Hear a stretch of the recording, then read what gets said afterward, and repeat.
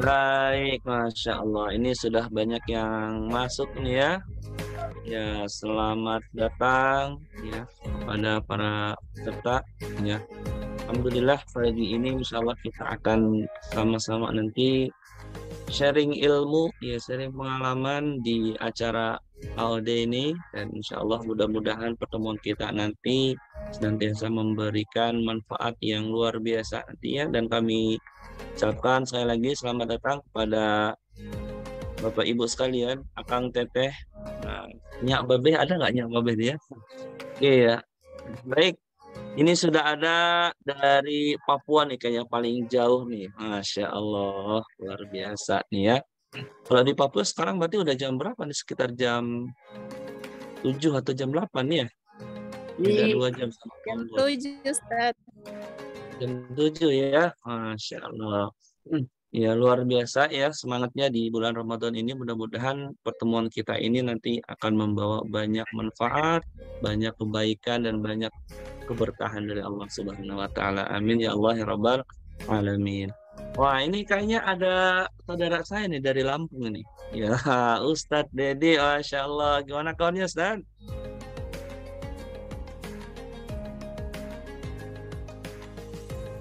Nah, di unmute atau dikasih akses mute atau unmute nggak nih ya sama Kang Devi nih ya.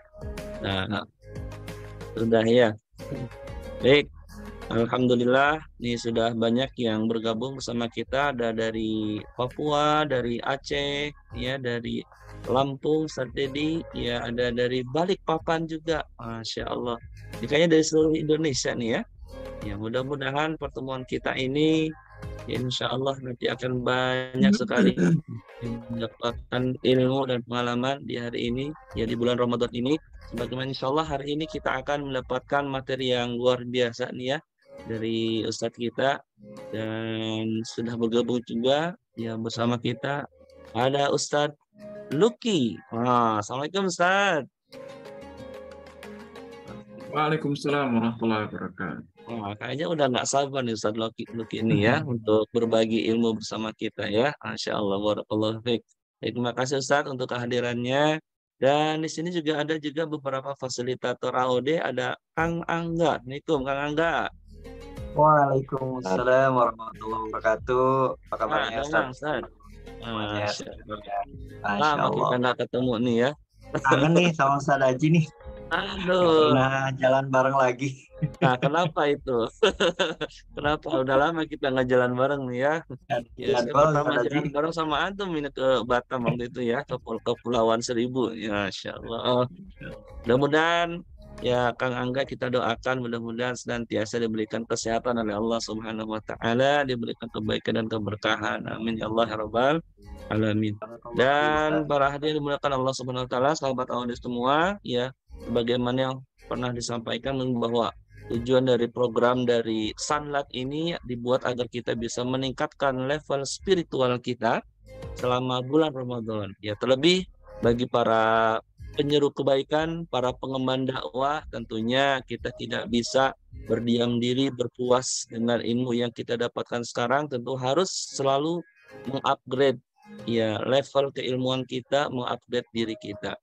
Baik, para sahabat Audi yang dimuliakan Allah Subhanahu wa taala, karena kita sudah pukul 5.22 ya, sepertinya sudah tidak sabar semuanya untuk mendengarkan pemaparan materi ya dari Ustadz kita yang ganteng nih. Insya Allah udah siap sedia ini ya. Ya, kalau begitu tidak berlama-lama lagi ya, kita akan segera mulai saja ya kajian kita pada kesempatan pagi hari ini. Baik, bismillahirrahmanirrahim. Ya, assalamualaikum warahmatullahi wabarakatuh. Waalaikumsalam warahmatullahi wabarakatuh. Alhamdulillah. Alhamdulillah wa la ilaha illallah wallahu akbar wa la haula wa la quwata illa billah. Asyhadu an la ilaha illallah wahdahu la syarika lah wa asyhadu anna Muhammadan abduhu wa rasuluhu la nabiyya wa la rasula ba'dah.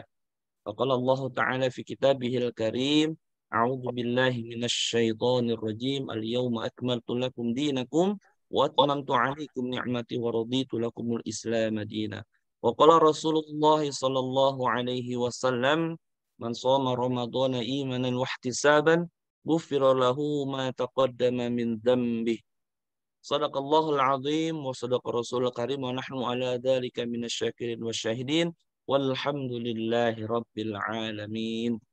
Baik, alhamdulillah pada kesempatan pagi hari ini Allah Subhanahu wa taala masih memberikan dua nikmat pada kita sekalian. Yang kata Rasulullah, dua nikmat ini sering kali dilalaikan oleh manusia. Nikmatani maghmudun fiha kasratun minan nas, as-sihah wal faragh. Ada dua nikmat kata Rasulullah yang sering kali dilalaikan oleh manusia, ya. Dan ini kebanyakan manusia ya terlena atau lalai dengan dua nikmat ini. Yang pertama adalah nikmat sehat dan yang kedua adalah nikmat waktu luang. Kita baru bisa menghargai betapa enaknya sehat itu, betapa nikmatnya sehat itu ketika kita sedang sakit. Betul ya? Ya coba Kang Angga nih dikasih sakit gigi aja. Wah, nggak bakal bisa tuh makan makanan terenak di dunia, jengkol. Ya. Dan alhamdulillah kita juga masih diberikan nikmat yang kedua yaitu nikmat waktu luang, ya. Dan biasanya kita baru bisa menghargai waktu itu ketika kita sedang sibuk. Ya, paling kalau di akhir bulan nih ya. Ya, biasanya pas sibuk-sibuknya orang baru kerasa doa kok. Coba kalau misalkan kita punya waktu luang ya, bisa ikut kajian, bisa tahsin, bisa ini, bisa itu, ya. Nah, makanya kata Rasulullah, ya, dua nikmat ini seringkali disepelekan atau dilalaikan oleh manusia. Dan alhamdulillah pagi ini kita bisa memanfaatkan nikmat yang Allah berikan ini untuk ya menambah ilmu kita sebagai satu kewajiban kita semua sebagai seorang muslim. Dan alhamdulillah pagi ini insya Allah eh, kita akan bersama-sama nanti mendapatkan ilmu yang luar biasa dari Ustadz Lucky Rauf yang alhamdulillah sudah bisa bersama-sama bergabung bersama kita hari ini. Dan berbahagia sekali pada kesempatan pagi hari ini saya diberikan kesempatan ini ya untuk membersamai sahabat semua ya di acara ini. Ini pengalaman pertama saya nih ya jadi MC karena di Dor kemarin dadakan sama Mbak Jessin ya. Mudah-mudahan tidak mengurangi ya makna pertemuan kita hari ini. Baik, Bapak Ibu, sahabat, Nyak Babe, Akang Teteh yang dimuliakan Allah Subhanahu wa taala, ya tidak berlama-lama lagi mari kita sama-sama memulai acara kita pada kesempatan pagi hari ini ya supaya menambah berkahnya acara ini dengan bacakan suratul Fatihah bersama-sama. Al-Fatihah. A'udzu billahi minasy syaithanir rajim. Bismillahirrahmanirrahim. Alhamdulillahi rabbil alamin. Ar-Rahmanir-Rahim. Maliki yaumiddin. Iyyaka na'budu wa iyyaka nasta'in. Ihdinas siratal mustaqim. Siratal ladzina an'amta 'alaihim ghairil maghdubi 'alaihim waladdallin. Amin ya Allah ya Rabbal alamin. Mudah-mudahan dengan diawali dengan pembacaan surah Al-Fatihah, Allah Subhanahu wa taala meridhoi temuan kita pada kesempatan pagi hari ini, melimpahkan dengan kebaikan dan keberkahan untuk kita sekalian. Amin ya Allah ya Rabbal alamin. Baik sahabat sekalian, tentunya di bulan Ramadan ini ya bukan waktunya kita untuk bermalas-malasan, walaupun mungkin ada yang bilang bahwa tidurnya orang yang sedang berpuasa itu adalah ibadah. Tetapi bukan berarti kita seharian tidur terus ya. Nah, tentu di bulan Ramadan ini ya kita harus lebih produktif ya dibandingkan hari-hari di luar Ramadan. Nah, insya Allah pada kesempatan hari ini kita akan mendapatkan materi yang luar biasa ya dari Ustaz Lucky Rauf ya dengan judul Are You Productive People? Nah, apakah kita termasuk orang-orang yang produktif ataukah yang seperti apa? Nah, pasti penasaran ya. seperti apa nanti materi yang akan disampaikan Ustaz Luki Raif. Luki Raif lagi, mohon maaf nih ya. Ya, Ustadz Luki Rauf. Ya, baik. Langsung saja tidak berlama-lama lagi kita akan sambut dengan petikan takbir yang semangat ya untuk menyambut Ustadz Luki Rauf. Takbir. Allahu Allah. Akbar. Baik, langsung saja kepada beliau ya Ustadz Luki Rauf. Waktu kami persembahkan ya. Ya, baik. Terima kasih Kang Aji atau Ustadz Aji. Syekh ya. Saya manggilnya biasanya gitu. Baik teman-teman sekalian, gimana kabarnya hari ini? Alhamdulillah. Alhamdulillah. Allahu Akbar. Luar biasa. Banyak ini. Ya, kita tunggu sampai yang terakhir ya, karena yang paling jauh biasanya, yang jauh sinyalnya maksudnya ya. Baik, Bismillahirrahmanirrahim. Assalamualaikum warahmatullahi wabarakatuh. Waalaikumsalam warahmatullahi wabarakatuh. Alhamdulillah. Wala haula wala quwata illa billah. Allahumma shalli wa sallim ala nabiyyina Muhammad wa ali Muhammad amma ba'du. Puji syukur alhamdulillah, rekan-rekan atau saya biasanya panggilnya teman-teman ya.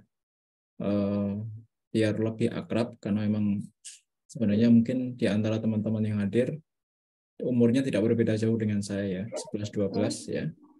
Jadi saya 11, teman-teman 12 gitu ya. Ya, baik. Hari ini atau pagi hari ini kita akan membahas tentang are you productive people gitu ya. Apakah kita itu orang yang produktif? Nah, nanti pembahasan kita itu terkait apakah nanti kita itu menjadi orang yang produktif, maksudnya adalah di bulan Ramadan ataukah di keseharian kita. Oke. Baik, sebentar izinkan saya untuk share screen dulu. Oke. Baik, teman-teman sekalian, langsung aja ya. Jadi ini pertemuan yang ketiga setelah kemarin ada Ustadz Asep dan ada juga Kang Ramli. Saya kebagian materi tentang Are You Productive People di pesantren virtual AOD ya. Jadi sebelumnya sudah dijelaskan tentang kemarin ya, terutama sama Kang Ramli bagaimana Ramadan itu menjadi jangan-jangan hari ini adalah Ramadan terakhir buat kita. Nah, kalau itu Ramadan yang terakhir buat kita, maka kemudian sudahkah kita menjadikan Ramadan itu sebagai tempat atau momen kesempatan untuk menjadi orang yang produktif. Nah, Bapak Ibu sekalian atau teman-teman yang dirahmati Allah, jadi kalau berbicara produktif people, saya jadi ingat bukan sebuah kisah, tapi ini memang sebuah sejarah gitu ya. Sejarah tentang bagaimana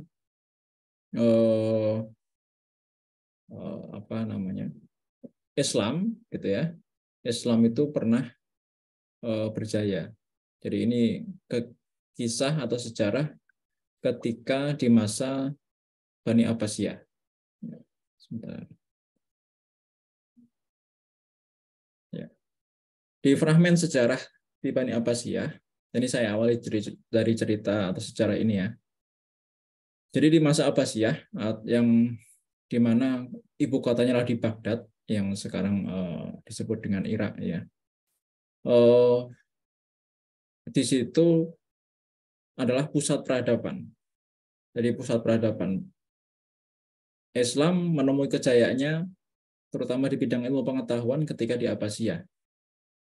Disitulah kemudian perpustakaan ya, Baitul Hikmah salah satunya ya, itu perpustakaan yang terbesar yang dimiliki oleh Khalifah atau Khilafah pada saat itu. Nah, ketika di masa-masa akhirnya ya Bani Abbasiyah itu kejayaan itu kemudian hilang atau luntur ya. Nah, itu kenapa? Adalah karena datangnya seorang Hulagukan berserta pasukannya ya yang menghancurkan Baghdad. Nah, apa kaitannya, apa relasinya dengan pembahasan kita hari ini? Jadi diceritakan di Baghdad itu di Baitul Hikmah maupun di perpustakaan yang lain, itu terdapat banyak sekali kitab atau buku. Begitu. Nah, kitab atau buku itu ketika terjadi penyerangan pasukan Tartar ya atau Mongol yang dipimpin oleh Hulagu Khan, itu diceritakan ya di berbagai sejarah ya di berbagai literatur sejarah diceritakan, bahkan di Sungai Tigris ya di Sungai Tigris di Baghdad itu. Jadi Baghdad itu letaknya di pinggir Sungai Tigris. Itu diceritakan buku-buku yang ada di perpustakaan-perpustakaan yang ada di Baghdad itu semuanya dikeluarkan, dan bahkan ceritanya buku-buku itu sampai kemudian dibuang ke sungai, dan ketika dibuang sungai itu bisa membuat orang-orang atau pasukan Tartar itu menyeberang dari sisi barat ke sisi timur. Ya, kita bisa bayangkan teman-teman sekalian. Jadi bagaimana banyaknya buku itu, berapa jumlah buku yang kemudian, jadi Sungai Tigris itu kedalamannya sekitar 10 sampai 15 kilometer itu begitu. Nah, bagaimana kita bisa bayangkan sungai yang sedalam itu kemudian dimasukkan buku atau dilemparkan buku ke dalamnya, dan kemudian buku itu bisa diibaratkan di situ atau digambarkan di situ bahwa para pasukan Mongol itu bisa nyebrang dia pakai jadi semacam alas gitu ya, semacam alas yang membuat pasukan itu kemudian bisa nyebrang ke seberang dari barat ke timur dan kemudian menyerang Baghdad. Digambarkan juga di sejarah yang lain bahwa buku itu kemudian ada yang dibuang ke sungai dan kemudian sungai itu menjadi hitam. Ya, menjadi hitam karena apa? Karena tinta-tinta yang ada di buku itu. Jadi kalau dulu buku itu bukan dicetak seperti sekarang ya. Mesinnya adalah ya kayak tulis gitu ya, mesin tulis. Pada saat itu digambarkan bahwa sungai itu menjadi hitam. Hitam itu karena tinta-tinta di buku-buku tadi kemudian luntur gitu ya. Nah, ini menjadi sebuah gambaran bahwa betapa banyaknya, kalau misalnya kita kaitkan dengan pembahasan kita, betapa produktifnya ya kekhilafahan saat itu, sejarah ya, kekhilafahan saat itu di Baitul Hikmah di Bani Abbasiyah memproduksi ya karya-karya ilmu ya. Jadi Khilafah Abbasiyah itu adalah salah satu puncak dari kejayaan Islam pada saat itu. Namun kemudian itu hancur ketika pasukan Mongol tadi, Tartar tadi kemudian menyerang. Nah, sebenarnya tidak hanya yang menggambarkan terkait dengan betapa produktifnya, betapa banyaknya produksi-produksi ilmu pengetahuan itu tidak hanya terjadi pada saat itu saja. Di masa-masa sebelumnya, bahkan juga di masa setelahnya itu masih ada fragmen sejarah yang menunjukkan produktifnya para ilmuwan, para ulama untuk memproduksi kitab atau buku ya, kemudian ilmu pengetahuan. Saya qadarullahnya adalah seorang penulis ya. Hari ini saya menulis sampai hari ini saya baru menulis 19 judul buku ya. Ya itu tidak ada apa-apanya dibandingkan dengan ulama ya atau ilmuwan pada saat itu. Contohnya misalnya, jadi produktivitas dalam literasi misalnya ada Imam Jarir at-Tabari. Dari karangan beliau itu yang kalau dihitung lembar itu ada 358 lembar. Artinya dia dalam sehari dia mampu menulis sebanyak 40 lembar. Ya. Kira-kira teman-teman di sini ya, kalau nulis ya, Mbak Jess itu suka nulis nggak Mbak Jess? Suka status opini. Suka nulis status nggak? Status Oh di iya. Facebook. Ya. Di sosmed ya. Nah, Ibnu Jarir at-Tabari ini, Mbak Jess, jadi beliau menulis buku itu, ya karyanya itu sebanyak 40 lembar sehari. Kita nulis satu halaman caption ya di sosial media itu harus berhari-hari mikirnya gitu ya. Tapi Ibnu Jarir At-Tabari yang saat itu belum ada perangkat ya, tools yang memadai untuk menulis ya, maksudnya yang lebih canggih daripada sekarang ya, tapi sudah bisa membuat karya seperti itu. Kemudian ada Ibnu Al-Jauzi ya, yang meninggalkan karya 500 buku, yaitu tadi yang saya sampaikan. Jadi nggak sebanding saya. Saya umur segini baru menulis 19 buku, ya belum ada apa-apanya dibandingkan Ibnu Al-Jauzi. Ada juga Ibnu Rus yang tidak pernah meninggalkan malam-malamnya kecuali membaca buku. Dan ada 2 malam yang kemudian dia tidak menulis buku atau membaca buku. Yang pertama adalah waktu ayahnya wafat, ya. Yang kedua ketika waktu malam pengantin. Itu saja. Setelah itu atau selama beliau hidup menjadi seorang ulama, Ibnu Rus itu tidak pernah meninggalkan malam-malamnya kecuali membaca buku. Nah, itu gambaran bagaimana produktivitas dalam hal literasi. Dalam hal yang misalnya yang lain, misalnya apa? Hafalan, ya. Kita mengenal ada beberapa banyak imam, ya, terutama imam ahli hadis, ya, yang mungkin sejarahnya jarang kita ketahui, jarang kita detailkan.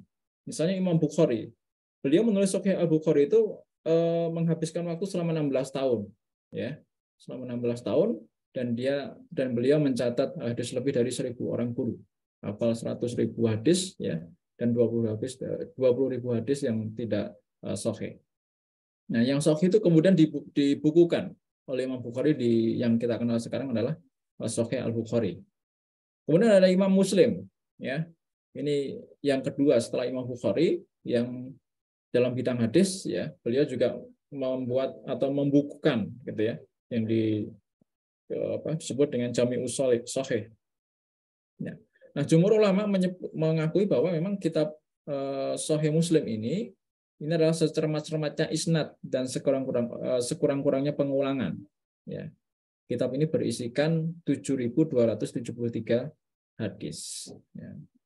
Jadi kita ngapal hadis setiap hari, ya, ngapal Al-Quran atau mungkin bahkan ngapal hadis saja itu butuh effort yang sangat luar biasa.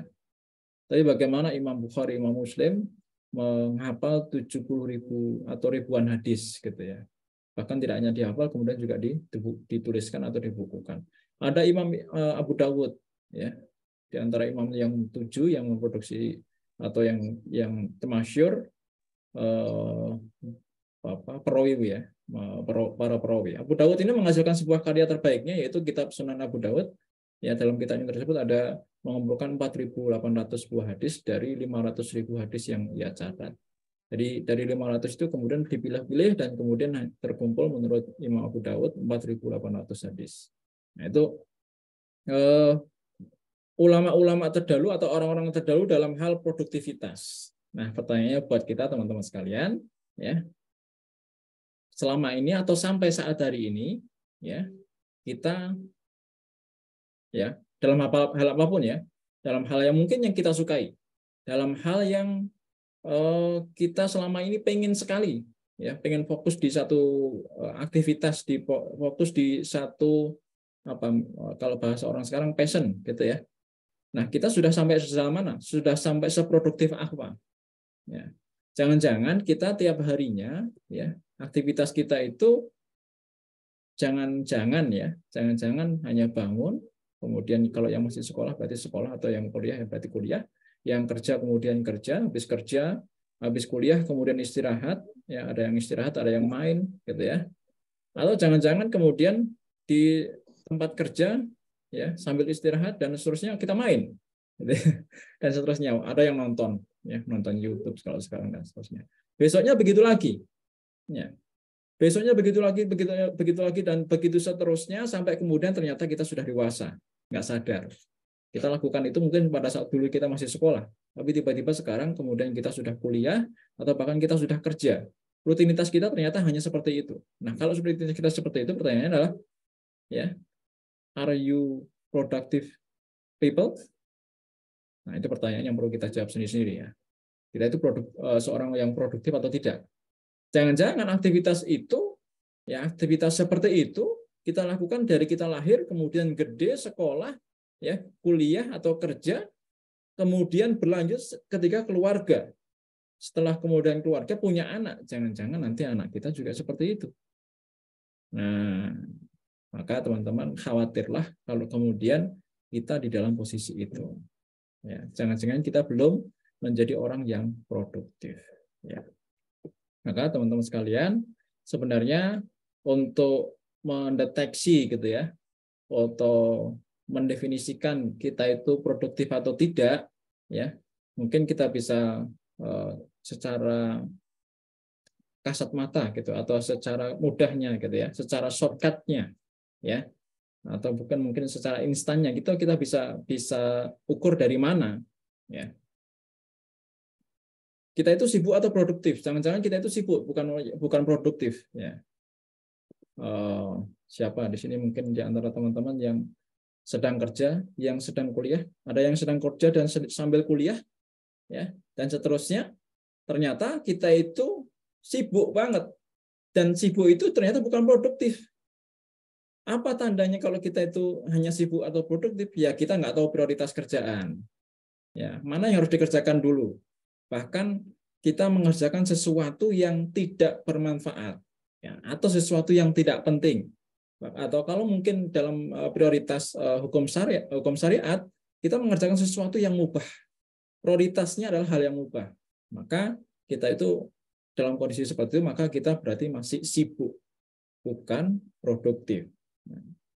Jangan-jangan kita juga nggak bikin schedule harian, ya, sehingga kita seharian itu melakukan aktivitas yang ternyata nggak terschedule sama sekali. Pagi misalnya, Mbak Jess, nanti sore ikut ya, kemana? Nanti sore ada bukber, oke, ya, dicentang tuh checklistnya, schedule-nya. Siang seharusnya Mbak Jessi itu mempersiapkan presentasi untuk besok kuliah, karena belum ada yang disiapkan. Tapi siang kemudian ada WA masuk, Mbak Jess temani saya dong, ya, kemana? Ke tempat beli buku, ya, ke toko buku. Oh iya Mbak, nah, berangkat tuh. Jadi dari siang itu tempat-tempat beli buku atau di toko buku, kemudian nanti rencananya mau langsung ke tempat bukber, begitu. Nah, kalau kemudian kita tidak punya schedule harian, maka kita akan mudah menjadi orang yang sangat mudah untuk berkata yes, ya, berkata ya kepada ajakan, ya, ajakan atau ya yang sejenisnya, yang kemudian malah justru membuat schedule kita atau kita itu kemudian ya aut-autan gitu ya schedule-nya. Dan itu tidak hanya berlangsung sehari, mungkin berhari-hari, dan bahkan mungkin selama ini kita seperti itu, gitu ya, nggak punya schedule harian. Nah, kalau kita ternyata banyak aktivitas sehari, misalnya ada 10 aktivitas, semua itu tanpa schedule. Bayangkan kalau kita seperti itu, dan bayangkan kalau itu terjadi di kehidupan kita dari kita remaja sampai mungkin kita dewasa seperti saat sekarang, bahkan mungkin sampai kita punya keluarga seperti saat sekarang ini. Begitu. Nah, yang berikutnya yang menandakan bahwa kita itu sibuk, ya, dan ternyata bukan produktif adalah kita nggak optimal dalam pekerjaan, ya, nggak optimal dalam suatu aktivitas. Ya, kita di samping tidak kemudian membuat prioritas, tidak membuat schedule, kita juga kemudian hasilnya itu tidak optimal. Ya, seadanya, kalau dalam bahasa ibadah itu asal gugur kewajiban, itu begitu. Nah, itu mungkin kita banyak melakukan aktivitas ibadah ritual, ya, terutama mungkin di bulan Ramadan juga, tapi jangan-jangan ibadah kita itu nggak optimal, ya, karena kesibukan kita yang lain tadi, karena kita nggak ngatur schedule kita, maka akhirnya sholat duhanya cepet-cepetan. Ya, sholat duha sih, tapi cuma 2 rakaat. Begitu. Ya, kemudian baca Qur'annya juga kemudian ada yang terlewat. Harusnya kita kemarin sudah punya schedule, ya, punya agenda supaya kemudian punya agenda supaya kemudian kita bisa baca 2 lembar setiap habis sholat wajib. Nah, ternyata utang jadwalnya. Itu begitu. Nah, itulah teman-teman sekalian beberapa tanda yang secara gampang lah gitu ya. Istilahnya secara gampang yang menunjukkan bahwa kita itu ternyata orang yang sibuk atau orang yang produktif. Nah, kita deteksi nih, kita termasuk yang mana? Jangan-jangan tiga-tiganya. Itu gitu. Jangan-jangan ya tiga-tiganya selama ini kita lakukan atau ada di dalam keseharian kita. Nah, maka teman-teman semuanya, ayo kita produktif ya. Produktif dalam berbagai hal ya. Dan Ramadan ini adalah momentum yang tepat ya. Produktif dalam hal ibadah tapi juga produktif dalam hal yang lain begitu. Nah, teman-teman sekalian, gimana caranya supaya kemudian kita menjadi muslim yang produktif? How to mastery of be muslim productive itu begitu. Nah, di sini saya mengetengahkan ada 3 cara ya. Ada 3 cara ya. Ada berapa? Ustaz Haji? Ayat tilu. Ayat tilu. Ada 3 ya. Apa saja itu? Yang pertama change mindset, yang kedua change vision, dan yang ketiga change habits ya. Ini pelajaran dari AOD ya.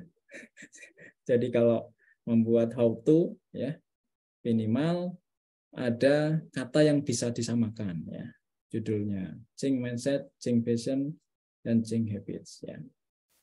Gitu ya. Nah, yang pertama dulu, change mindset. Apa yang harus kita kenapa kita harus mengubah tentang mindset kita supaya kemudian kita menjadi seorang yang produktif.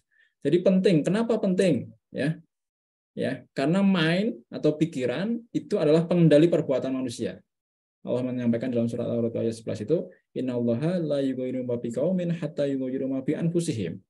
Bahwa sesungguhnya Allah tidak mengubah keadaan suatu kaum sebelum mereka mengubah keadaan mereka sendiri. Jadi yang membuat kita itu berubah untuk menjadi orang yang produktif, yang selama ini kita mungkin tidak atau belum atau kemudian tidak ya produktif, maka yang pertama harus diubah itu memang mindsetnya memang. Kita langsung ubah perilaku itu agak sulit ya. Kenapa? Karena mainnya pikirannya masih pikiran yang lama. Maka yang pertama diubah adalah mindsetnya ya. Dan perubahan mindset itu tidak kemudian karena orang lain, tetapi karena diri kita sendiri, karena kita memilih untuk berubah gitu begitu. Nah, ketika kita memilih untuk berubah, maka temukan pendorong perubahan yang hakiki ya. Karena dengan menemukan pendorong perubahan yang hakiki, yang kuat, yang kokoh ya, kita akan mempunyai kekuatan dan komitmen untuk terus berubah. Ya, sering ada pertanyaan kan, kenapa ya kalau kita itu sudah hijrah kemudian kita itu sulit istiqomah gitu ya. Ya, salah satunya adalah karena kita tidak menemukan pendorong perubahan yang tepat. Gitu. Karena ketika tidak menemukan pendorong yang tepat, gangguan, itu tantangan, hambatan itu akan sering mengubah mindset kita. Ya, akan sering mengubah mindset kita sehingga kalau mindset kita berubah maka nanti perilaku kita juga berubah. Nah, oleh karena itu, teman-teman, temukan pendorong perubahan kita. Nah, berbicara tentang pendorong perubahan sebenarnya kan kita rasakan atau kita indera di sekitar kita ya. Pendorong perubahan itu ada 3 setidaknya ya. Yang pertama materi, yang kedua maknawi, dan yang ketiga ukhrawi. Orang bisa berubah itu atau mendorong perubahan, orang menjadi berubah untuk menjadi produktif itu bisa jadi karena materi. Boleh jadi. Kan orang misalnya produktif dalam hal bisnis misalnya gitu ya. Mungkin dia berubahnya karena memang pengen mendapatkan materi yang lebih banyak. Ada juga yang karena maknawi, karena orang berubah menjadi produktif karena ingin keluarganya bahagia, anak istrinya tercukupi misalnya begitu ya. Kalau dalam hal materi ya bisnis misalnya gitu, perubahan dalam hal bisnis, produktif dalam hal bisnis. Ya, di antara ketiganya yang paling kuat adalah ukhrawi, ya. Pendorong ukhrawi. Inilah pendorong yang paling kuat di antara pendorong-pendorong yang lain.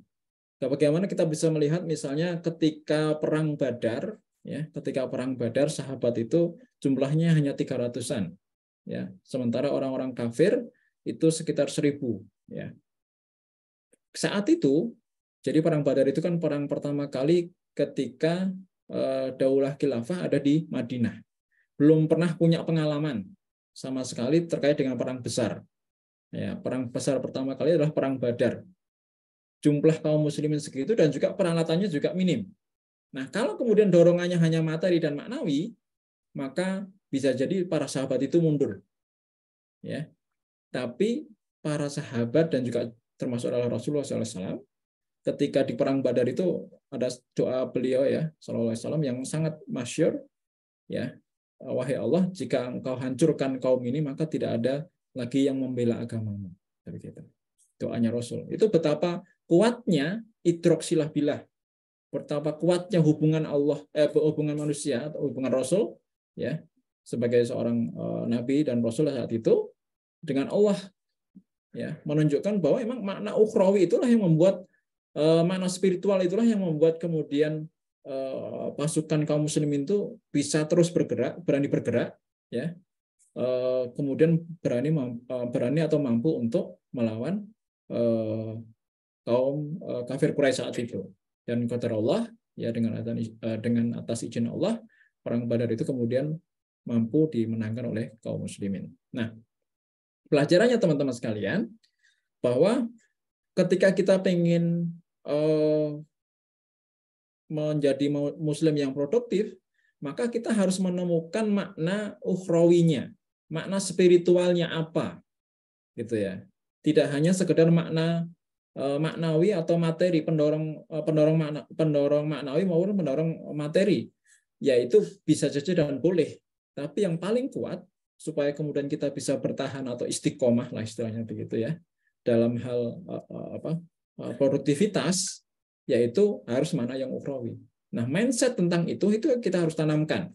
Jadi yang pertama kita tanamkan adalah perubahan mindset sebelum kita berbicara hal yang lain, ya, terkait dengan produktivitas. Nah, karena itu teman-teman semuanya, ya, yang pertama bahwa mindset kita harus kita ubah. Oke, contoh misalnya mindset yang kita harus ubah, mindset yang benar dan mindset yang salah. Mindset yang salah ini yang kita harus ubah. Misalnya tentang mindset tentang makna kebahagiaan. Misalnya gitu ya.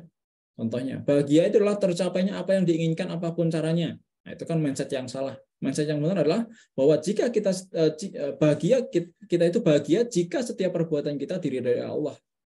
Jadi kalau misalnya produktivitas itu membuat kita itu bahagia, ya, maka pastikan bahwa kebahagiaan itu adalah perbuatan yang kita Allah itu ridho terhadap perbuatan itu. Ya, jangan hanya sekedar produktif, ya, tapi kemudian produktif yang kemudian bermakna ukhrawi tadi, bermakna spiritual. Ya, kemudian yang kedua misalnya mindset tentang dunia dan kesenangannya. Kalau selama ini mungkin kita punya mindset bahwa dunia itu adalah tempat bersenang-senang dan tidak ada pertanggungjawaban, maka kita harus ubah bahwa dunia dan kesenangan, ya, atau dunia itu adalah tempat menabungnya amal, ya, perbuatan baik dan untuk dipertanggungjawabkan. Sehingga kalau dunia itu tempat untuk menabung amal, kita harus produktif sebanyak mungkin, ya, sebagus mungkin ketika di dunia untuk nanti memanen, gitu ya, memanen di yaumil akhir, gitu. Yang ketiga misalnya juga adalah tentang hidup yang perlu tujuan. Atau kalau kita selama ini punya mindset bahwa ya hidup itu nggak perlu ada tujuannya, ke arah mana saja, berjalan apa adanya, ya. Kalau bahasa Sundanya apa tadi, kumaha engke wae, gitu ya. Nah, itu begitu. Tapi kalau kemudian kita mindset yang benar harusnya adalah hidup itu harus punya tujuan atau arah, ya, karena hidup itu adalah ibadah. Ini beberapa contoh mindset yang kita harus ubah, ya, supaya kemudian kita itu menjadi muslim yang produktif. Itu, teman-teman. Oke. Nah, yang kedua, teman-teman sekalian, adalah Ching Vision, ya. Tentang hidup dan aktivitas yang harus punya tujuan, tentang cita-cita atau dream dalam hidup kita. Jadi selain kemudian kita harus ubah mindset kita, teman-teman, kita harus ubah juga visi kita, tujuan kita, dream kita dalam setiap aktivitas kita.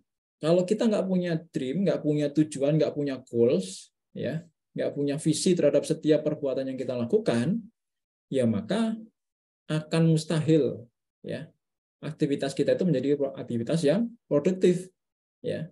Kenapa? Ya karena orang yang produktif itu ada tujuannya. Kenapa sih saya harus produktif?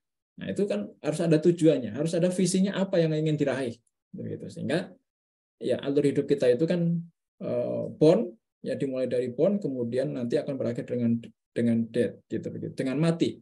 Nah, di tengah-tengahnya itu choice, pilihan. Kita punya banyak pilihan terhadap hidup kita itu. Kita itu mau biasa-biasa saja atau istimewa.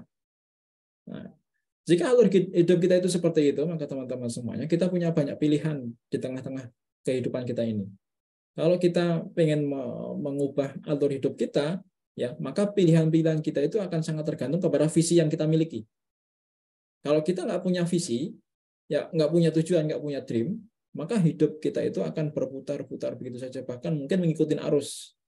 Ya, apa kata orang yang tadi saya contohkan, misalnya Mbak Jessi misalnya, ya, diajak temannya untuk bubar dan seterusnya, maka dalam hal schedule-nya, ya, itu akan awal-awutan. Ya, yang tadi di awal sudah saya sampaikan bahwa bedanya antara orang yang produktif dengan orang yang sibuk itu karena salah satu schedule-nya itu nggak tertata. Bahkan kalau mungkin sudah ada schedule, ya, persoalannya bukan hanya ada schedule, tapi kita harus patuh sama schedule kita yang kita buat itu. Persoalannya kan di situ, ya. Kayak misalnya kita bangun nih sahur, ya. Kita sudah nyalakan alarm jam 3. Kita mau sholat tahajud dulu baru kemudian sahur. Nah, kalau kita nggak taat sama schedule yang kita bikin, begitu alarm itu bunyi, kita bangunnya cuma matikan alarm aja, plak, habis itu tidur lagi. Kenapa itu? Karena kita nggak punya visi.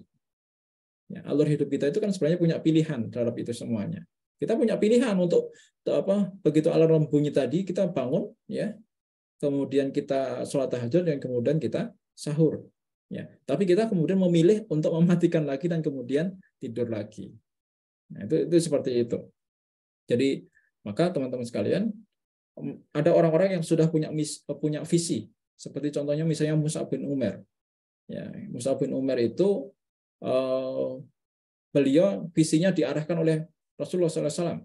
Ya, beliau itu adalah duta Islam yang mendakwahkan Islam di Madinah. Beliau itu orang Madinah asli, ya. Orang Madinah asli yang kemudian menyeberang ke Mekah untuk beriman atau mencari Rasulullah SAW, dan kemudian berislam. Dan kemudian setelah berislam, ya, Mus'ab bin Umair ini kemudian dikembalikan oleh Rasulullah SAW untuk mendakwai orang-orang Yasrib, ya, orang-orang Yasrib atau Madinah. Dan kemudian dua suku besar di Madinah itulah yang kemudian membuat Madinah itu menjadi pusat kekhilafan Islam pada saat itu. Ada juga Imam Syafi'i yang mereka menghafal beliau menghafal Al-Quran usia 7 tahun, ya, dan 11 tahun sudah jadi mufti. Nah, itu mereka orang-orang yang punya misi. Ada juga Muhammad Al-Fatih yang kita sudah sangat kenal atau sering baca sejarahnya, mendengar sejarahnya. Beliau adalah panglima perang penakluk kota Konstantinopel atau apa namanya, yang sekarang kita kenal dengan Turki. Nah, itulah contoh orang-orang yang punya visi, di mana orang yang punya visi, ya, punya tujuan, punya dream, punya goals, itu hidupnya akan terarah. Nah, kalau kita mau menjadi Muslim yang produktif, ya, kita harus punya visi supaya kemudian aktivitas keseharian kita untuk menjadi seorang yang produktif itu bisa terarah, terschedule lah, gitu ya. Minimal terschedule, dan kita taat sama schedule kita, gitu ya, yang tadi saya sampaikan.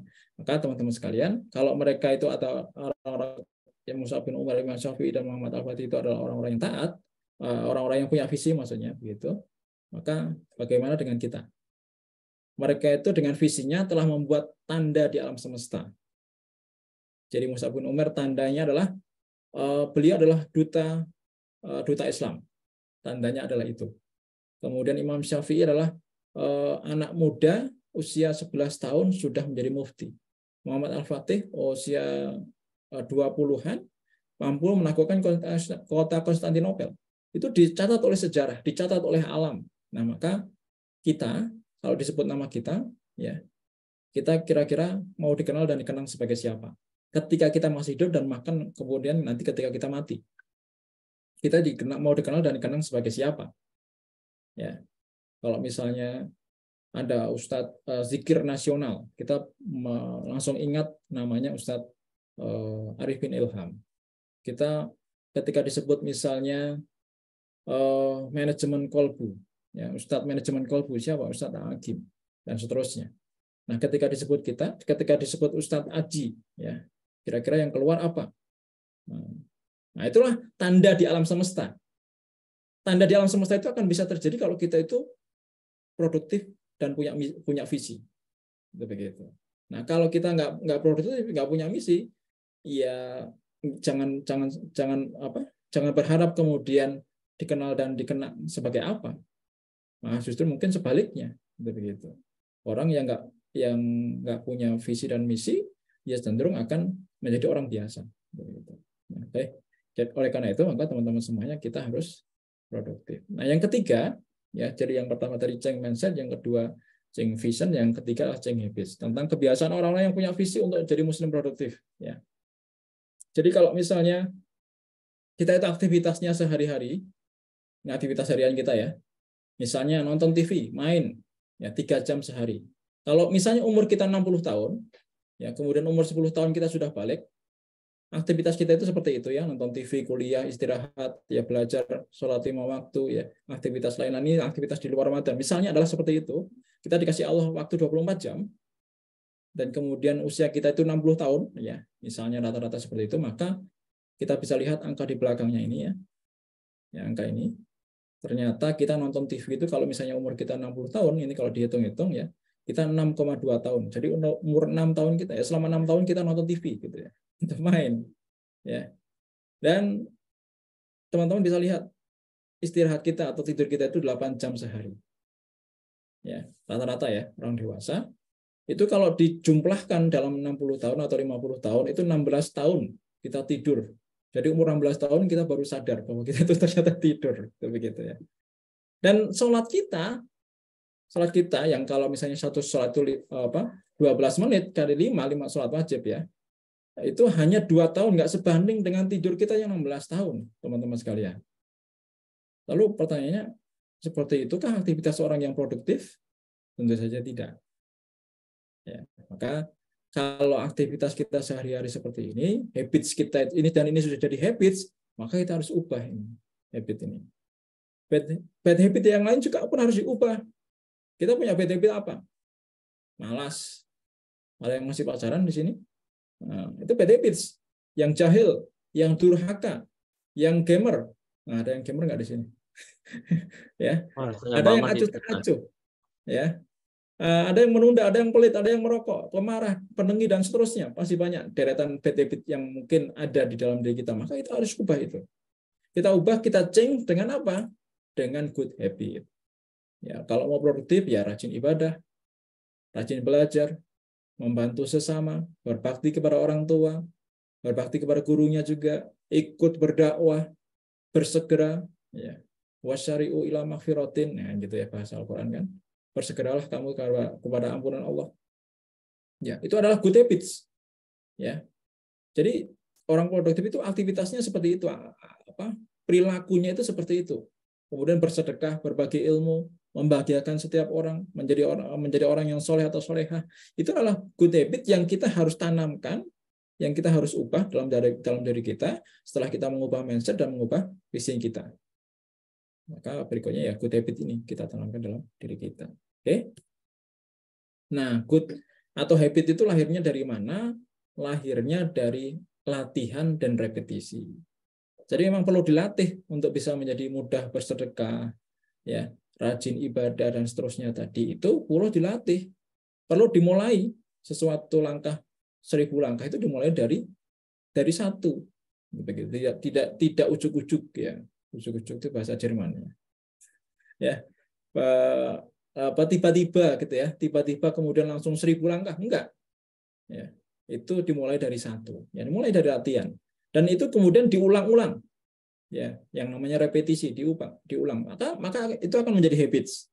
Nah, habits itu dimulai ya.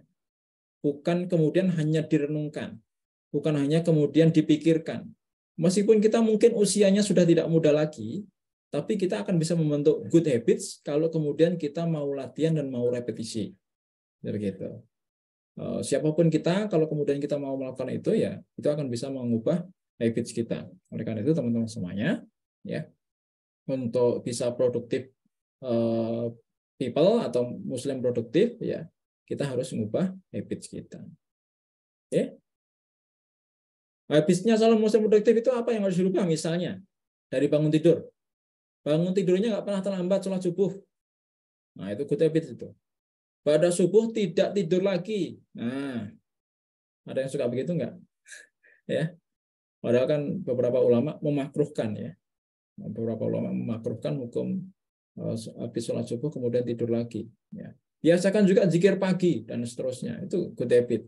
Itu kebiasaan dari bangun tidur. Kemudian mulai dari hal yang sepele, misalnya membuang sampah pada tempatnya, kemudian beradab saat makan, sopan dengan yang lebih tua, dan lain sebagainya. Itulah dari hal-hal yang sepele. Good habits. Mulai tanamkan good habit dan tinggalkan bad habit.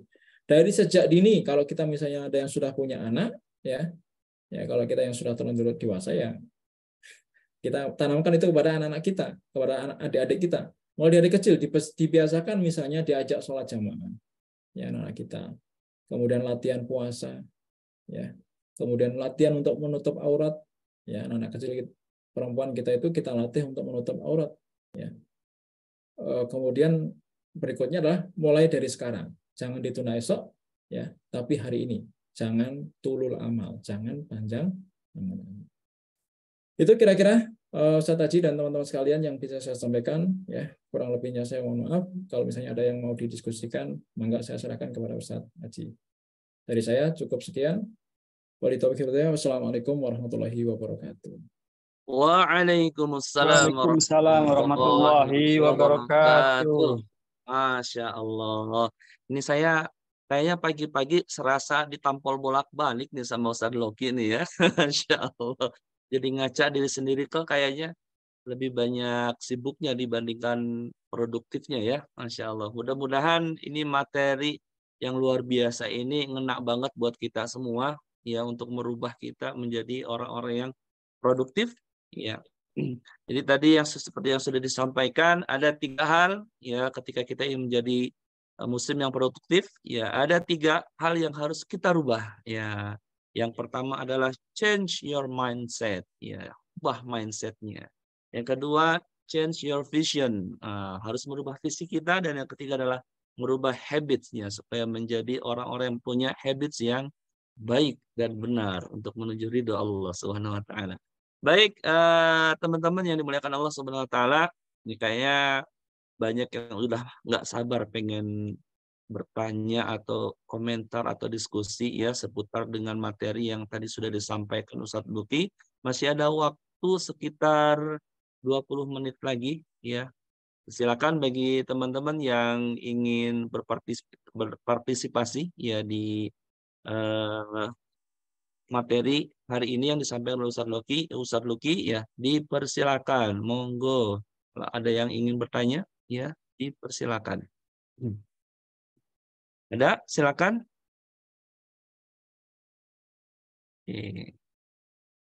Gak usah malu-malu. Ya, bukan waktunya untuk malu ya. Kalau ingin menjadi orang yang produktif, berarti harus mulai membiasakan habit bertanya kalau tidak tahu, ya, supaya tidak malu-maluin. Baik, ada? Silakan. Izin bertanya, Ustadz Haji. Monggo. Mas Khun, Ustadz Mas Khun, monggo. Ya, Assalamualaikum warahmatullahi wabarakatuh. Waalaikumsalam. Sebelumnya saya ucapkan terima kasih Kak Ustadz Luki Rauf ya atas penjelasan yang luar biasa. dan mencerahkan gitu ya. Memang dalam kehidupan sehari-hari kadang kita sering hanya menjalankan kegiatan rutinitas saja, Ustadz. Saya pun menyadari hal itu. Kadang-kadang kita hanya mengulang kegiatan yang kemarin kita lakukan terus-menerus dan tak terasa sudah dewasa gitu ya. Sehingga kita pun seolah sampai usia segini itu tidak ada yang ditinggalkan itu ya. Kira-kira sejarah apa sih yang nanti dikenang oleh kita ketika kita sudah nggak ada gitu ya. Nah kadang-kadang kita juga hidup itu tanpa ada rencana gitu ya. Ya karena memang dari mulanya kita memang mungkin tidak terbiasa untuk merencanakan hal-hal yang kecil ya. Artinya kita ya udah jalan seperti mengalir saja. Nah, yang saya tanyakan kadang-kadang justru ketika kita merencanakan ada hal-hal yang kadang-kadang halangan itu ya. Tiba-tiba kita sudah merencanakan acara ini, kemudian tiba-tiba ada hal yang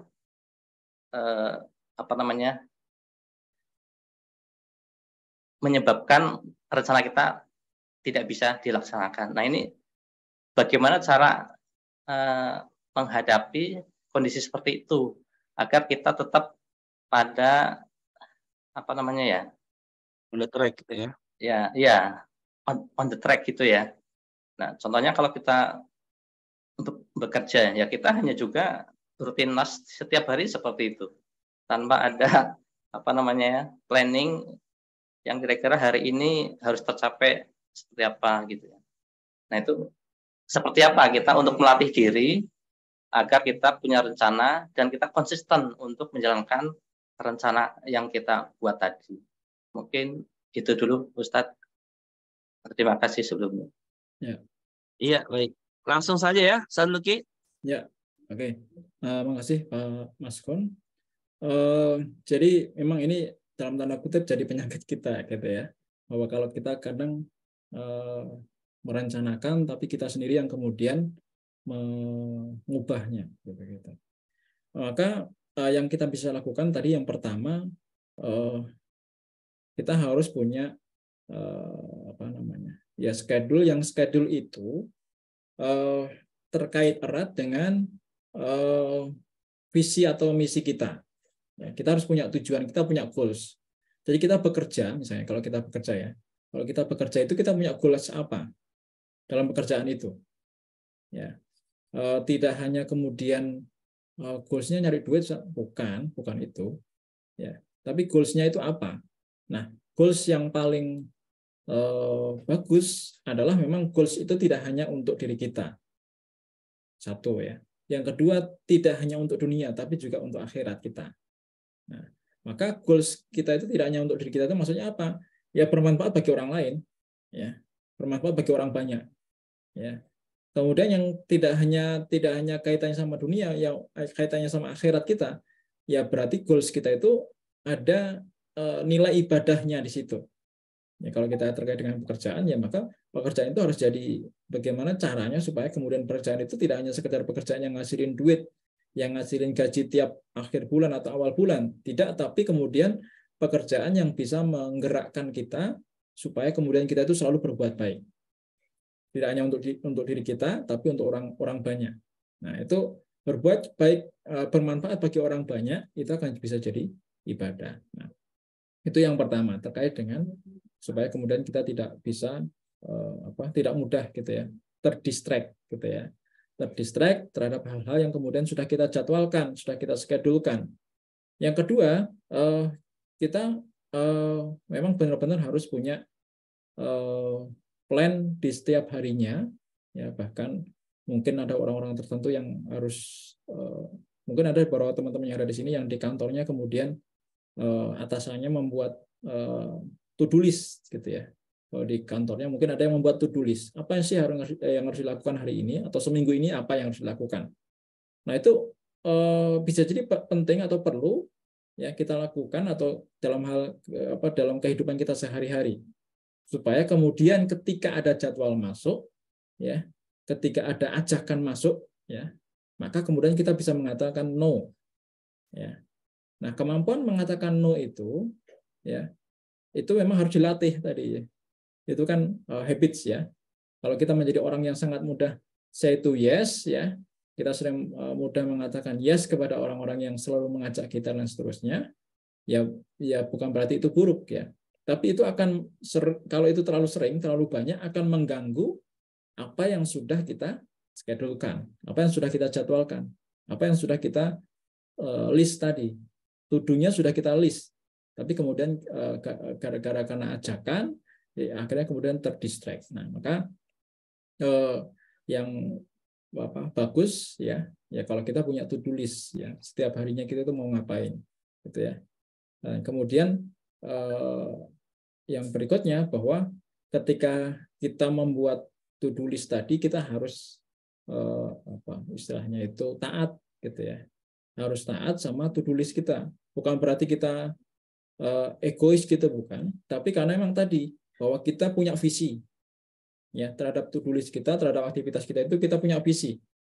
Nggak hanya aktivitas yang kemudian nggak ada tujuannya, nggak ada goals-nya. Tapi kemudian kita punya visi. Ya, kita punya tujuan, kita punya goals yang kita mau raih. Yang goals itu bukan hanya urusan dunia, tapi juga kemudian urusan akhirat. Ya, maknanya harus ukhrawi tadi. Ya, tidak hanya sekedar kemudian urusan dunia. Sehingga kalau itu kemudian kita latih setiap hari, ya, itu akan jadi habits. Nah, demikian juga dengan sebaliknya, kalau misalnya kemudian kita mudah mengatakan yes, kemudian kita nggak bikin to-do list, ya, kita kemudian nggak taat sama apa yang sudah kita bikin, ya, schedule yang kita sudah bikin, maka itulah habits kita selama ini. Maka yang harus dirubah adalah habits juga, kita harus ubah. Nah, kira-kira gitu, Mas Kon. Ya, Masya Allah, ya. Demikian tadi jawaban dari Saluki. Karena gini Ustaz Luki, misalkan kita udah melis nih, jam 4 mau ngafalin Quran, 1 jam misalkan. Tiba-tiba ada teman gitu ya, ngajakin buka bersama itu. Wah, kayaknya kalau misalkan nggak ikut sayang banget nih, apalagi diajak ke restoran gitu kan. Nah, kadang kita mungkin mesti punya apa ya, Prioritas. strategi gitu ya. Nah, kalau prioritas pasti prioritas sebetulnya menghafal. Cuman mungkin gimana cara melatihnya supaya bisa nolak atau menjelaskan kepada orang yang ngajak kita itu gimana, Ustaz? Ya, oke. Jadi kalau kemudian itu kita memang hanya butuh bahasa yang enak, gitu ya.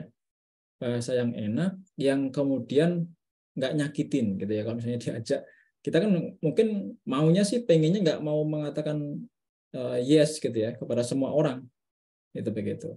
Tapi kemudian ketika kita nggak mau mengatakan yes itu, kita nggak enak, gitu ya. Nah, maka kemudian ya tergantung, kalau itu ternyata teman kita yang sudah teman kental, ya, teman ngopi, ya, teman ngeteh, ya, Mbak Norma, ya, ya, maka kemudian Kongkong ya. ya, kita akan mudah mengatakan itu. Tapi kalau itu kemudian yang ngajak itu misalnya atasan kita, gitu ya, atau yang mungkin yang kita lebih hormati, gitu ya, dan seterusnya, maka itu sebenarnya ada dua cara, ya. Kita tetap menghafal, ya, tetap menghafal meskipun mungkin sedikit, ya, meskipun mungkin sedikit, ya. Yang kedua, ya, kita tunda setelah kita kemudian bukber tadi, ya, contohnya tadi kan diajak bukber, ya, maka setelah bukber tadi itu harus ada komitmen, ya, jangan sampai kemudian setelah bukber ada aktivitas yang lain, gitu, begitu. Dan maka harus dipikirkan itu setelah bukber itu nanti ada aktivitas apa, jangan sampai kemudian setelah bukber kayaknya saya ngantuk. Nah, supaya nggak ngantuk itu apa? Misalnya ngopi, gitu ya, dan seterusnya. Nah, maka itu yang harus dilakukan, ya. Kalau misalnya kemudian kita tidak bisa menolak, ya, tidak berani menolak, ya, tidak bisa menolak karena yang ngajak adalah guru kita, misalnya. Saya diajak Ustaz Asep, satu Ki, yuk ngopi sama saya mau ngobrol sama antum. Nah, kan nggak enak sama Ustaz Asep saya. Nah, kalau diajak ngopi mah, ayo aja. Nah, maka kemudian nggak enak. Saya termasuk orang yang nggak enakan kalau diajak orang yang lebih saya hormati, gitu ya. Maksudnya yang lebih tua, atau bukan yang lebih tua, kalau urusan tua tuaan saya sama Ustaz Asep. yang lebih saya hormati, begitu. Nggak enakan, maka kemudian yang dilakukan yaitu tadi bisa jadi dua hal tadi. Yang pertama adalah kita tetap ngapal, ya, meskipun mungkin tidak banyak seperti biasanya. Ya, yang kedua adalah kita alihkan jadwal kita.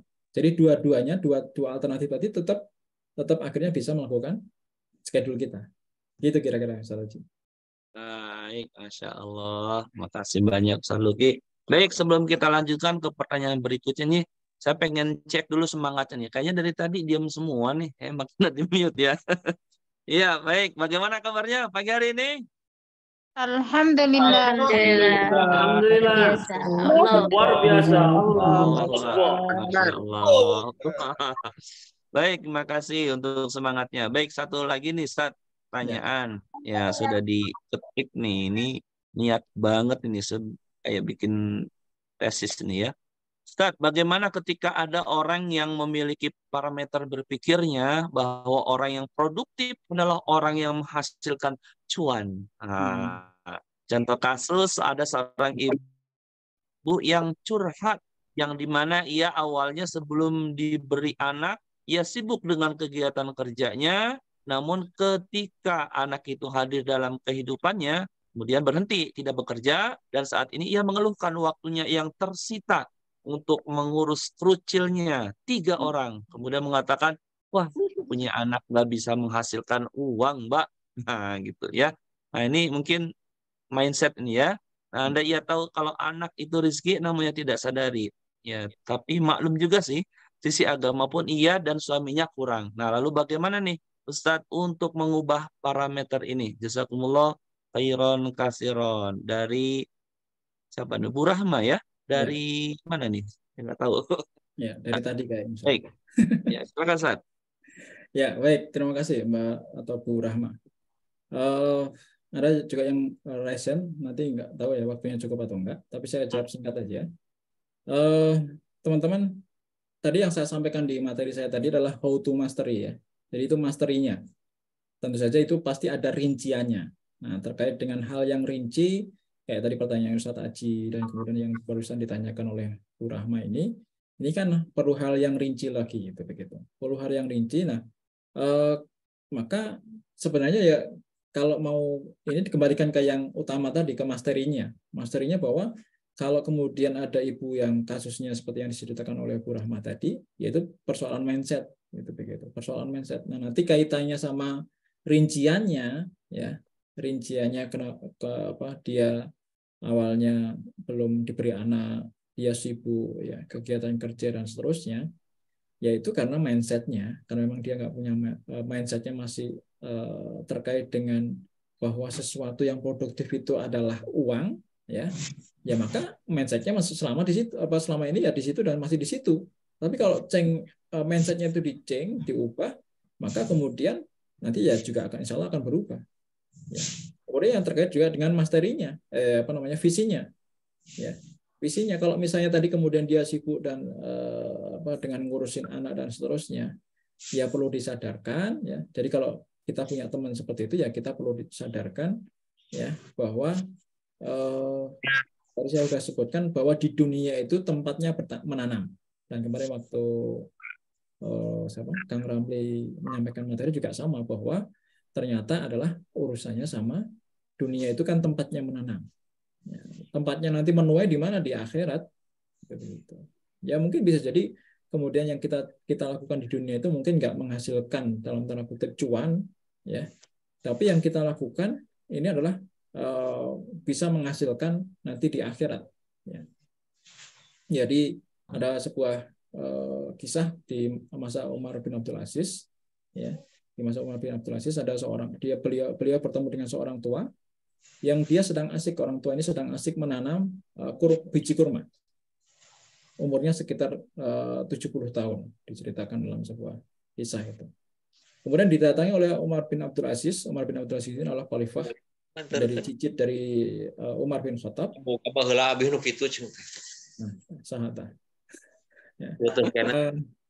Maka kemudian ketika didatangi, kemudian ditanyai, wahai bapak, wahai kakek, apa yang sedang kamu lakukan? ya saya sedang menanam biji kurma. Bukan, kemudian Umar bin Khattab bertanya lagi, bukankah usiamu sudah sekian tahun, dan apakah kakek nanti akan menikmati hasilnya? Kemudian dijawab oleh sang kakek, kalaupun saya bukan yang menikmati hasilnya, maka nanti akan bisa menerima hasilnya adalah anak dan cucu saya, atau anak dan cucu kita. Bukankah kurma yang selama ini kita makan adalah kurma yang ditanam oleh orang-orang sebelum kita, mungkin orang tua kita, dan seterusnya. Nah, mendengar jawaban itu, kemudian Umar bin Abdul Aziz kemudian memberikan sekepok uang dirham kepada si kakek tadi. Dan kemudian si kakek bilang apa? Si kakek bilang, wahai di sana, ya, kalau bahasa orang di sana, wahai Amirul Mukminin, ya, bahwa aku hari ini telah menanam dan aku telah menuainya sekarang, hari ini. Ya. Dan tidak menunggu aku kemudian ketika mati, ketika aku anak cucuku nanti. Ya. Ketika itu kemudian Umar bin Abdul Aziz kemudian kagum, kemudian dikasih lagi sekepok uang. Dan alhamdulillah orang tua itu kemudian bilang, balasan itu tidak hanya terdapat di akhirat, tapi di dunia saya sudah mendapatkan 2 hal atau 2 kepok uang. Nah, itu contoh bahwa kita memandang dunia itu jangan hanya kemudian masalah materi, tapi juga kemudian bagaimana kita menanam tadi. Oke, gitu ya. Jadi itu kaitannya dengan Bu Rahma, ya. Semoga bisa menjawab. Ya, kalau tidak bisa nanti akan dijawab oleh Ustaz Aji. Kenapa jadi saya ini? Ya, lanjut. Baik, teman-teman dimuliakan Allah SWT, ini sepertinya masih banyak yang ingin bertanya atau ditanyakan ya terkait dengan materi kita, ya, how to mastery be a productivity Muslim, ya. Baik. Namun sebelumnya ada iklan sebentar, ya, ini terkait dengan rencana dakwah kita. Ya, saya izin share poin dulu terkait dengan proposal wakaf sound system dakwah. Ini ya kita mengetahui bahwa dakwah ini merupakan aktivitas yang mulia, ya. Dan karenanya penting sekali ya terkait dengan dakwah ini kita memberikan yang terbaik ya untuk aktivitas dakwah agar bisa mudah diterima dan memberikan dampak yang luas. Nah, salah satu yang menjadi penunjang dalam aktivitas dakwah adalah keberadaannya perlu dijadikan yang terbaik adalah sound system ya sebagai tools ya sebagai alat untuk menyampaikan dakwah yang mulia ini. Nah, Art of Dakwah sebagai komunitas peningkatan kualitas dakwah mempunyai misi untuk mencetak 1 juta dai profesional di Indonesia. Dan saat ini Art of Dakwah sudah memiliki 6.000 member dan lebih dari 500 orang diantaranya merupakan alumni dari program pembelajaran intensif untuk meningkatkan kualitas berbicara layaknya para pembicara profesional. Nah, namun untuk menunjang hal tersebut tentunya diperlukan juga sarana dan prasarana yang mumpuni ya agar memiliki dampak yang lebih besar. Nah, salah satu sarana yang sangat menunjang yaitu sound system. Nah, bahkan keberadaan sound system ini nantinya akan sangat bermanfaat untuk banyak sekali pengemban dakwah dan komunitas dakwah di Bogor maupun di Jabodetabek. Nah, ini rencana anggaran biaya untuk pembelian alat dan perlengkapan sound system ya untuk keberlangsungan dakwah khususnya di Art of Dakwah ya. Nah, jadi ini kesempatan emas bagi kita sekalian ya untuk ikut bersama-sama ya menabung ya untuk akhirat kita ya. Ini untuk keberlangsungan dakwah khususnya di Art of Dakwah ya. Jadi silakan nanti bagi teman-teman semua yang ingin berpartisipasi untuk pengadaan sound system untuk dakwah ini, ya mudah-mudahan ini menjadi satu amal jariah kita ya di dunia dan insya Allah pahalanya akan terus mengalir sampai kita dipanggil oleh Allah Subhanahu wa Ta'ala. Dan bagi yang ingin berpartisipasi untuk wakaf dan infak pengadaan sound system dakwah ini, silakan bisa langsung melakukan transfer ke rekening yang ada di depan Bapak Ibu sekalian, akan tetes semuanya ya. Dan silakan lakukan konfirmasi dengan mengirim bukti transfer ke Kang Devi di nomor di bawah ini. Iya. Baik, demikian tadi sedikit iklan ya untuk kebaikan kita bersama ya. Ya. Ternyata sudah sampai akhir waktu kita ya, Kang Luki, ya Ustaz Luki. Kayaknya masih banyak yang penasaran. Ini mau lanjut sampai zuhur atau gimana, Ustaz? Mangga lanjutin aja, kalau mau dilanjutin. Ya, baik. Karena tadi dua penanya ya sebelumnya sudah nunggu nih ya dari semalam kayaknya pengen nanya ya. Jadi kita kasih kesempatan untuk dua penanya terakhir Ustadz ya. Ya. Langsung saja dua penanya ya kemudian langsung dijawab oleh Ustadz Luki. Yang pertama Ibu atau Mbak nih Norma Rosyanita, silakan langsung saja. Singkat, padat, jelas. Ya, terima kasih Kang Aji atas kesempatannya. Assalamualaikum Ustaz Luki. Ya, kayak Waalaikumsalam. ketampar bolak-balik ya dengan materi sekarang gitu. Karena kadang-kadang kita sudah tahu nih Ustadz how to-nya kayak apa gitu ya. Secara teori dalam artian kita udah bikin goals, kita udah merubah mindset, dan yang paling challenging itu adalah masalah di habit gitu. Nah, gimana caranya ketika dalam implementasi habit ini kita menghadapi kalau yang berurusannya dengan mood nih gitu. Contoh nih kayak jujur saya juga lagi nulis buku kedua nih Ustadz gitu kan. Dan itu kan membutuhkan apa ya, creativity lah ya, ibaratnya otak kanan banget gitu. Dan hal itu tuh gimana caranya biar kadang-kadang produktif kalau moodnya tuh lagi bagus misalnya gitu kan. Nah pun sama ketika misalnya lagi di kantor nih menghadapi tim. Nah, ada beberapa tim juga yang memang sifatnya dalam artian kalau moodnya lagi bagus, dia bisa produktif, apalagi dengan distraction yang ada gitu ya, dengan organisasi yang dinamis gitu. Nah, gimana tuh Ustadz untuk biar moodnya tuh nggak naik turun gitu misalnya, tetap konsisten. Terima kasih. Oke. Baik, langsung penanya kedua Ustadz ya. Kita langsungkan saja. Bu Rika Erwijaya, silakan langsung. Assalamualaikum warahmatullahi wabarakatuh, Ustaz. Ya, terima kasih atas kesempatannya. Yang mau saya tanyakan ini mungkin adalah kasus yang sering dihadapi oleh teman-teman ya, Ustaz. Dan saya memang menghadapi orang-orang yang juga mungkin bahkan karena saya tidak bekerja, saya sebagai ibu rumah tangga, maka mungkin saya tidak langsung mengalami, tetapi terkadang itu pertanyaan datang ke saya begitu. Nah, pertanyaan adalah terkadang teman-teman yang bekerja dan juga aktif dalam kegiatan dakwah, Ustadz, terkadang ini kan ada benturan-benturan begitu. Dan banyak contoh kasusnya itu adalah ketika misal di dalam jamaah dakwah itu kan sudah ada kajian intensif setiap pekan begitu. Nah, ketika itu kan sudah terjadwal dan terkadang satu kelompok itu kan banyak orang ya Ustadz ya. Misalnya ada 3 orang, ada 5 orang, dan masing-masing itu pasti punya schedule.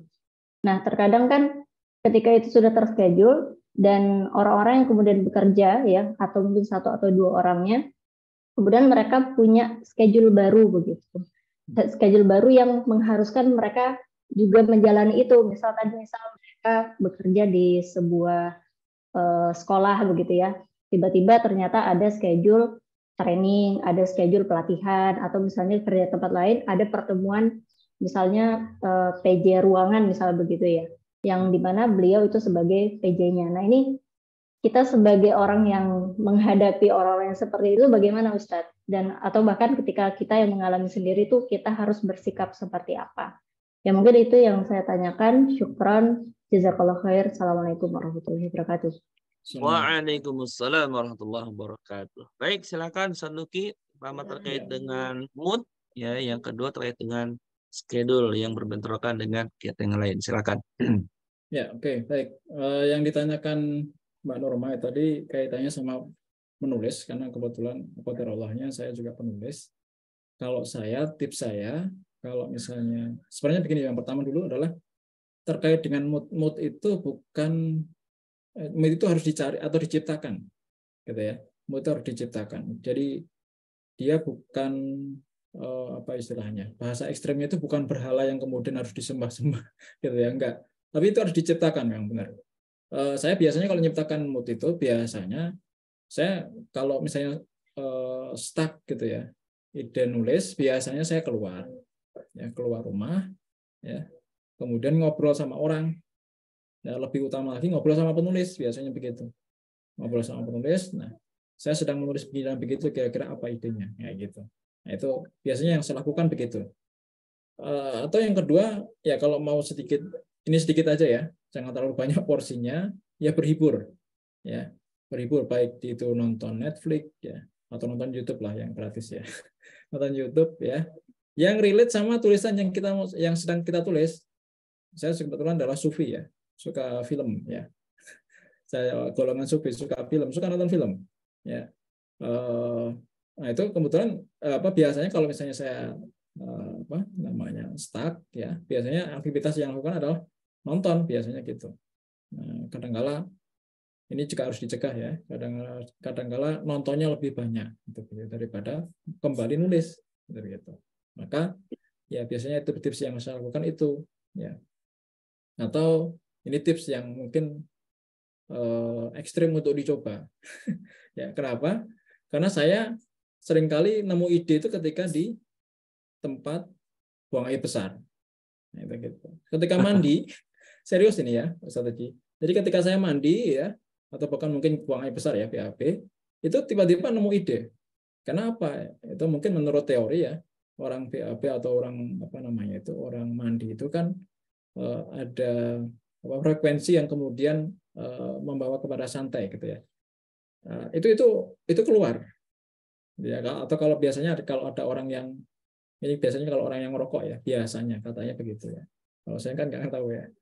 Katanya kalau dia lagi stuck, biasanya keluar dulu di luar kantor, kemudian ngisap rokok, kemudian nanti nemu ide, baru kembali. Nah kalau saya di ruangan kamar mandi biasanya nemu ide. Nah itu biasanya begitu. Tapi ya itu pun juga kalau pas kebelet ya, jangan nggak kebelet kemudian ke kamar mandi gitu ya. Nanti malah justru ketemu sama jin nanti di situ. Ya. Maka ya itu aktivitas-aktivitas yang saya lakukan biasanya. Gitu ya, Mbak Norma.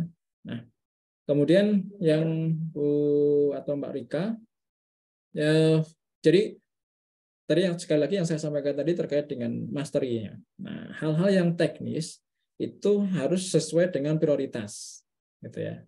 Prioritasnya mana? Antara dakwah dengan pekerjaan. Nah, kalau yang saya lakukan biasanya mana yang lebih wajib dalam tanda kutip ya. Nanti kan masing-masing orang mungkin standarnya beda ya. Misalnya bekerja bagi seorang wanita itu wajib atau tidak. Itu begitu. Nah, itu mungkin tidak wajib ya. Tapi ada yang lebih wajib, misalnya datang ke ke ngaji ya. Istilah kita mungkin halakoh gitu ya. Itu lebih wajib ya. Lebih wajib datangnya. Nah, maka prioritasnya itu. Makanya kalau dalam teori ilmu prioritas gitu ya. Itu maka harus dibuat prioritas. Prioritas yang pertama itu adalah important dan urgent ya. Itu prioritas yang pertama. Penting dan urgent gitu ya. Urgent sama penting itu apa bedanya? Nanti ada teorinya sendiri ya. Kemudian yang kedua adalah ya prioritasnya adalah important ya, not urgent. Nah, itu. Maka itu harus bisa dibagi ya. Itu bisa dibagi. Misalnya kalau misalnya pekerjaan kantor tadi ya, crashnya sama pekerjaan kantor, maka kira-kira bisa dibagi nggak?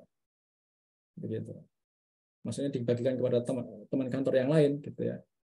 Atau mau dibagi waktunya, kayak tadi misalnya pertanyaan dari Ustaz Haji tadi, dibagi waktunya, misalnya menonton schedule ngafalannya kemudian dibagi nanti setelah atau dilakukan sebelum sedikit meskipun kemudian nanti dibagi lagi setelah bubar misalnya begitu. Nah, yang ketiga prioritasnya adalah not important but urgent. Ya. Itu bisa didelegasikan kalau yang seperti itu. Nah, jadi itu yang ketiga. Yang keempat not urgent, not important, ya maka di-delete aja. Itu dalam hal ilmu dalam teknik prioritas itu seperti itu. Ya. Ingat tadi yang pertama apa? Maka kalau itu penting, important dan urgent, ya itu harus dilakukan. Kalau kemudian important yang kedua adalah important tapi not urgent, ya decide itu berarti dibagi. Ya. Kemudian kalau not important tapi urgent, ya delegate, ya, didelegasikan. Kalau kemudian tidak penting, not important dan not urgent, maka kemudian di delete aja. Nah, kira-kira begitu kalau dalam aktivitas keseharian kita. Nah, nanti kalau berbicara tentang hukum syara, ya berarti yang pasti yang didahulukan adalah yang wajib, gitu. Yang paling wajib di antara yang wajib, gitu ya. Itu kira-kira Bu Rika. Gitu Ustaz Haji. Masya Allah, luar biasa. Mudah-mudahan terjawab ya. Kalau Mbak Nur membawa Salduki tadi sharing sama penulis, saya juga sering ya sharing karena saya juga sering nulis ya, sharing sama istri saya. Jadi kalau udah sharing sama istri saya itu suka muncul ide-ide. Ini list tulisannya ini dari mana harus mendapatkan sumbernya List gitu ya. belanjaan berarti Ustaz. List belanjaan. Ya, baik ya untuk Bu Rika ya tadi sudah dijawab ya, insya Allah berarti kita memang perlu manajemen prioritas dan manajemen komunikasi tentunya ketika berkaitan dengan pekerjaan kita. Ya, Masya Allah ini luar biasa sekali ya materi hari ini. Jujur saya sendiri memang merasa tertampar bolak-balik nih ya dengan materi ini. Ternyata masih banyak yang harus kita benahi. Kalau misalkan Bapak Ibu sekalian, teman-teman semua pengen cek juga sebetulnya seproduktif apa sih kita. Coba sekarang silakan semuanya gadgetnya dipegang deh. Ambil gadgetnya ya, dibuka setting. Nah, coba dilihat. Ya, dibuka setting. Kemudian di situ ada kesehatan digital. Nah, coba dibuka.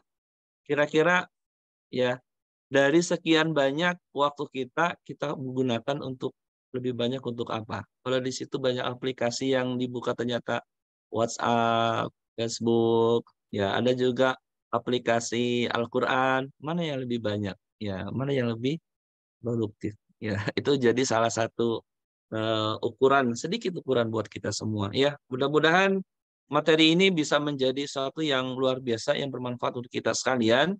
Ya, walaupun kita tentunya hidup penuh dengan beban saat ini, ya tentunya sebagaimana seperti yang disampaikan Ustaz Ramli, sebesar apapun, seberat apapun beban yang kita miliki akan terasa ringan kalau dikerjakan atau dilaksanakan oleh orang lain.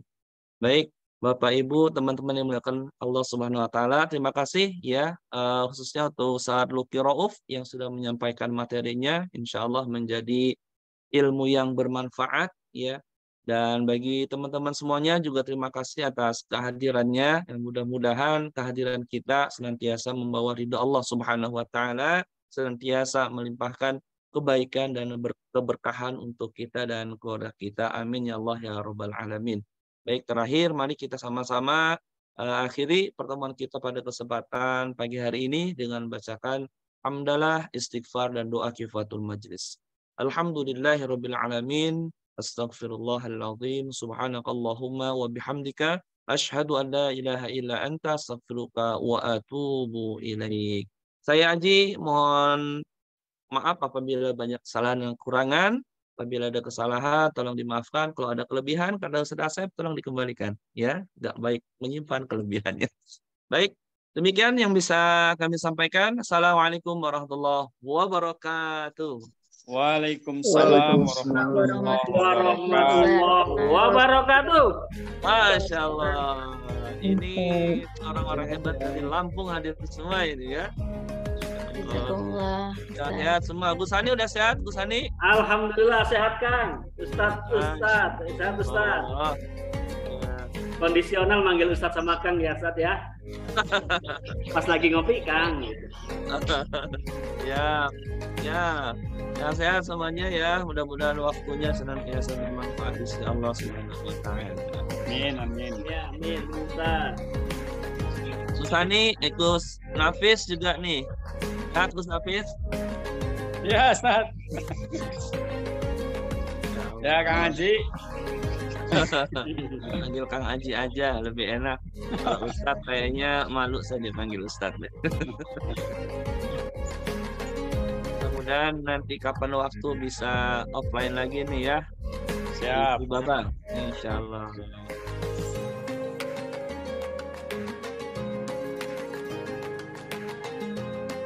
Hey, Kang Angga masih on. Kang Angga ada Ustadz Ramli juga. Masya Allah. Kang Ramli, kemana wae? Iya. Ustadz Ramli. Wah, lama kita nggak ketemu ya.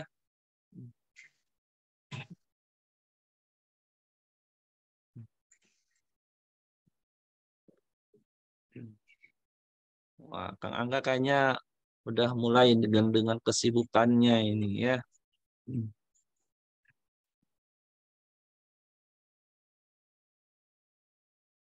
Sami-sami. Ya, mangga semuanya kita tutup ya. Ya. Ya, assalamualaikum warahmatullahi wabarakatuh. Waalaikumsalam.